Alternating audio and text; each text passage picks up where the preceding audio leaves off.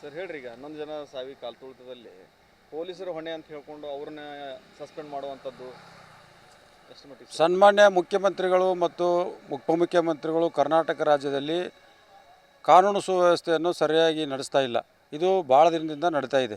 IPL ಏನೋ ಅದು cricket ನಡೀತು, ಅಲ್ಲಿ RCB ಅವರು ಗೆದ್ದರು. ಗೆದ್ದ ನಂತರ ಅದನ್ನು ವಿಜಯೋತ್ಸವ ಆಚರಣೆ ಮಾಡೋದು ಏನು ಹರ್ಕತ್ತಿತ್ತು, 1-2 ದಿನ ಬಿಟ್ಟು ಮಾಡ್ಬೋದಿತ್ತಲ್ಲ. ಸರ್ಕಾರ ಅದಕ್ಕೆ DK ಶಿವಕುಮಾರ್ ಇರ್ಬೋದು ಮತ್ತು ಸಿದ್ದರಾಮಯ್ಯನವ್ರು ಇರ್ಬೋದು, ಇವರು ಅಧಿಕಾರಿಗಳ ಒತ್ತಡ ತಂದು ಅವ್ರು ವಿಜಯೋತ್ಸವ ಆಚರಣೆ ಮಾಡಲಿಕ್ಕೆ ಅವಕಾಶ ಕೊಟ್ಟರು. ಆದರೆ ಅಲ್ಲಿ ಅಮಾಯಕರು 11 ಜನ ಕಾಲು ತುಳಿಕೆ ಬಲಿಯಾದರು. ಆದರೆ ಹೊಣೆ ಯಾರು ಹೊರಬೇಕು? ಹೊಣೆ ಸರ್ಕಾರ ಹೊರಬೇಕು, ಮುಖ್ಯಮಂತ್ರಿಗಳು ಹೊರಬೇಕು, ಉಪಮುಖ್ಯಮಂತ್ರಿಗಳು ಹೊರಬೇಕು, ಗೃಹ ಮಂತ್ರಿಗಳು ಹೊರಬೇಕು.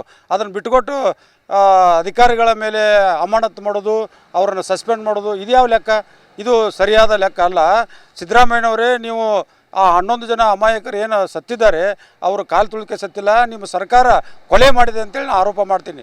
ಹೀಗಾಗಿ ನೀವು ತಕ್ಷಣ ರಾಜೀನಾಮೆ ಕೊಟ್ಟು ಮನೆಗೆ ಹೋಗ್ಬೇಕು. ಗೃಹ ಮಂತ್ರಿಗಳು ರಾಜೀನಾಮೆ ಕೊಡಬೇಕು ಮತ್ತು ಮುಖ್ಯಮಂತ್ರಿಗಳು ರಾಜೀನಾಮೆ ಕೊಡಬೇಕು, ಉಪಮುಖ್ಯಮಂತ್ರಿಗಳು ರಾಜೀನಾಮೆ ಕೊಡಬೇಕು. ಯಾಕಂತ ಕೇಳಿದರೆ 11 ಜನ ಪ್ರಾಣ ಹೋಗಿದೆ. ಆ 11 ಜನ ಪ್ರಾಣ ಹೋಗಿದೆ ಅಂದರೆ ನೀವು 3 ಮಂದಿ ಹೊಣೆಗಾರರು ಹಾಕಿರಿ. ಯಾಕಂತ ಕೇಳಿದರೆ ಈ ವಿಜಯೋತ್ಸವ ಆಚರಣೆ ಮಾಡೋದು ತರಾತುರಿ ಇರಲಿಲ್ಲ. 2-3 ದಿವಸ ಬಿಟ್ಟು ವಿಜಯೋತ್ಸವ ಆಚರಣೆ ಮಾಡಿ ಅದನ್ನು ಶಿಸ್ತುಬದ್ಧವಾಗಿ ಮಾಡಬೇಕಾಗಿತ್ತು ಸರ್ಕಾರ. ಆದರೆ ಯಾವುದೋ ಒಂದು ಒತ್ತಡಕ್ಕೆ ಒಳಗಾಗಿ ಆ ಗೆದ್ದದ್ದನ್ನು ವಿಜಯೋತ್ಸವವನ್ನು ತಮ್ಮ ರಾಜಕೀಯ ಬೇಳೆ ಬೇಯಿಸ್ಕೊಳ್ಳೋಕೆ ಅನುಕೂಲ ಮಾಡ್ಕೊಳ್ಬೇಕಂತ ಹೇಳಿಕೆಸಿಂದ ನೀವು ಅದನ್ನು ತೊಗೊಂಡು ಅದನ್ನು ಅಮಾಯಕರು 11 ಜನ ಬಲಿಯಾಗುವಂಗೆ ನೀವು ಮಾಡಿದಿರಿ. ತಕ್ಷಣ ನೀವು ರಾಜೀನಾಮೆ ಕೊಡಬೇಕು. ಆ 11 ಜನ ಏನು ಅಮಾಯಕರು ಡೆತ್ ಆಗಿದ್ದಾರೆ ಅವರಿಗೆ ಸರ್ಕಾರ 25 ಲಕ್ಷ, ಪ್ರತಿಯೊಂದು ಕುಟುಂಬಕ್ಕೆ 25 ಲಕ್ಷ ಪರಿಹಾರಧನ ಕೊಡಬೇಕು ಮತ್ತು ಆ ಸತ್ತಂಥ ಮನೆಯಲ್ಲಿದ್ದಂಥವ್ರಿಗೆ ಸರ್ಕಾರಿ ನೌಕರಿಯನ್ನು ಕೊಡಬೇಕು. ಇಲ್ಲದೇ ಇದ್ದರೆ ನೀವು ರಾಜೀನಾಮೆ ಕೊಟ್ಟು ಮನೆಗೆ ಹೋಗ್ಬೇಕಂತೇಳಿ ನಾನು ಆಗ್ರಹವನ್ನು ಮಾಡಿಸ್ತೇನೆ. ಸುಮ್ಮನೆ ಅಧಿಕಾರಿಗಳು ತಪ್ಪು ಮಾಡಿದ್ದಾರೆ ಅಂತೇಳಿ ಅಧಿಕಾರ ನಿಮ್ಮ ಕೈಗಿರ್ತಾರೆ, ನೀವೇನು ಹೇಳ್ತೀರಿ ಅದನ್ನು ಕೇಳ್ತಾರೆ ಅಧಿಕಾರಿಗಳು. ನೀವು ಹೇಳ್ದಂಗೆ ಕೇಳ್ತಾರೆ. ಯಾವತ್ತೂ ಅಧಿಕಾರಿಗಳು ಮುಖ್ಯಮಂತ್ರಿಗಳು ಏನು ಹೇಳ್ತಾರೆ ಅದನ್ನು ಕೇಳ್ತಿರ್ತಾರೆ. ಅದನ್ನು ಬಿಟ್ಟು ಅಧಿಕಾರಿಗಳು ಹೋಗಿ ಏನೂ ಮಾಡಿಲ್ಲ. ಸುಮ್ಮನೆ ಅಮಾಯಕ ಅಧಿಕಾರಿಗಳನ್ನು ಯಾಕೆ ಸಸ್ಪೆಂಡ್ ಮಾಡ್ತೀರಿ? ಯಾಕೆ ಅವ್ರನ್ನ ಅಮಾಯಕರನ್ನು ಮನೆಗೆ ಕಳಿಸ್ತೀರಿ?